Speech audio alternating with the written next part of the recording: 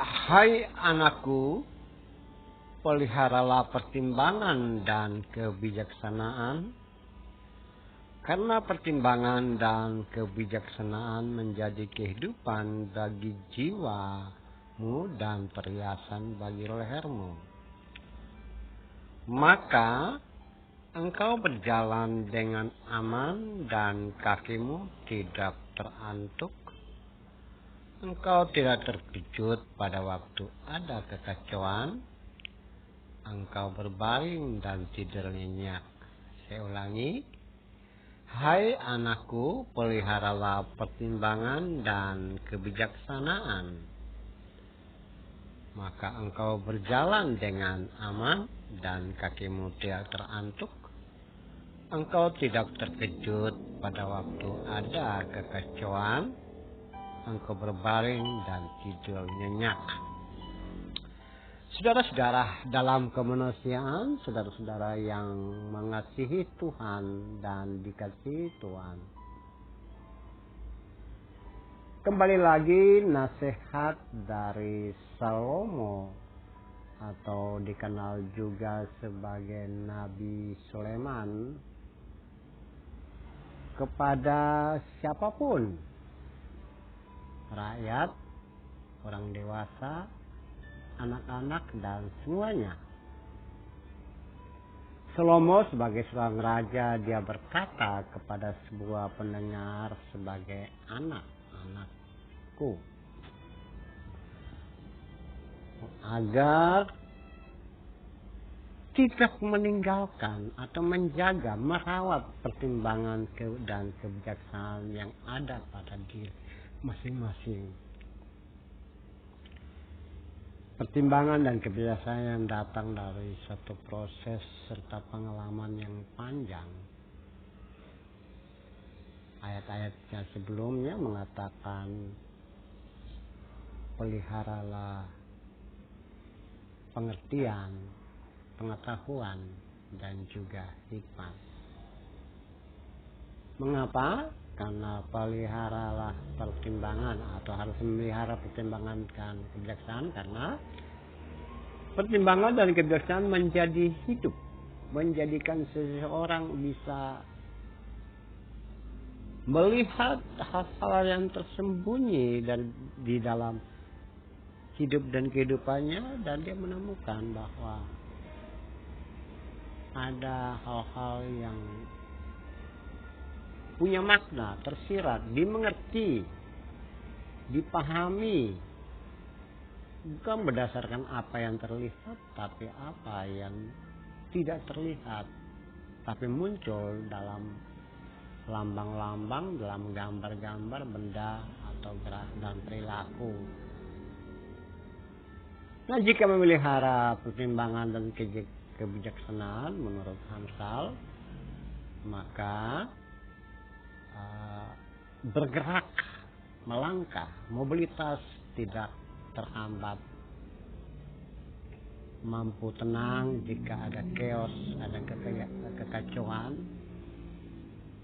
bahkan bisa tidur dengan tenang atau nyenyak atau beristirahat dengan gampang, dengan mudah. Nah, saudara-saudara, hal-hal yang menarik bukan kalau kita dalam konteks ini inginkan seperti engkau berjalan dengan aman, ya, rasa aman, kemudian secara spiritual, secara kejiwaan pun kita stabil. Secara psikologis kita menunjukkan sosok yang tanpa takut, kokoh dan teguh. Bahkan jam-jam istirahat kita bisa menikmati secara kualitas, tidur dengan kualitas ya kita inginkan. Nah, semuanya menurut Amsal bahwa muncul dari bagaimana melihat segala sesuatu dengan pertimbangan atau kebijaksanaan yang datang dari satu proses pengenalan terhadap segala sesuatu termasuk mengenal Tuhan. Nah, mengenal apa maunya Tuhan dalam hidup dan kehidupan. Saudaraku, kita tentu saja inginkan hal tersebut, bukan?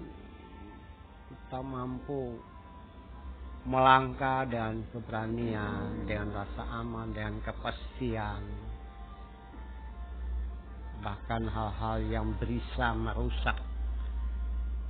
merusak suasana dalam kondisi atau area tertentu, dalam situasi tertentu, malah kita tidak mengalami suatu ketakutan, takut hancur, takut mati, takut tertimpa bencana, takut ada orang demonstrasi kemudian kita kena dampak negatifnya, kekacauan seperti itu.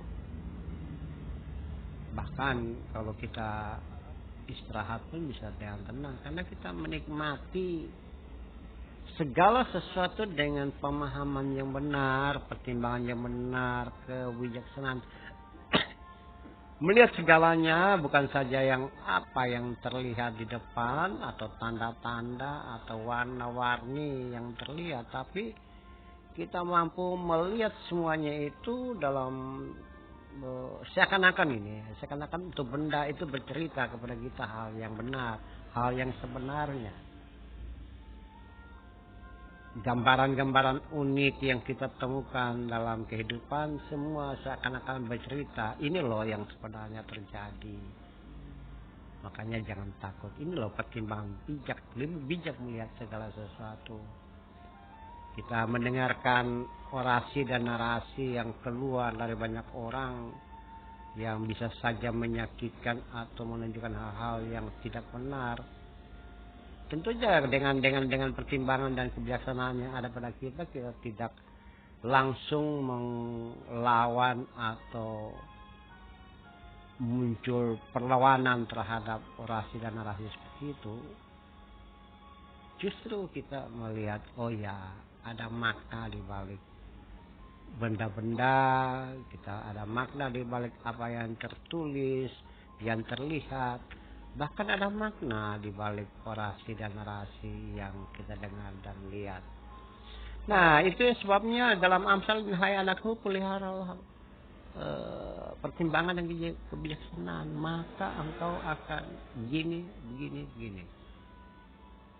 So, mari saudara-saudaraku yang kekasih, saudara-saudara dalam Tuhan, saudara-saudara dalam kemanusiaan, kita hidupkan apa maunya Tuhan di dalam hidup dan kehidupan kita, dan kita tunjukkan itu kepada sesama kita.